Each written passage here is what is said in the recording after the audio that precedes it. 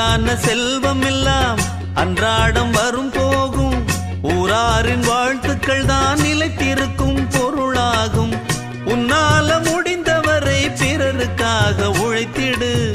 இல்லாத வறியவர்க்கு இயன்றவரை உதவிடு. கண்ணீரை கண்டவுடன் கைவிரலால் துடைத்திடு.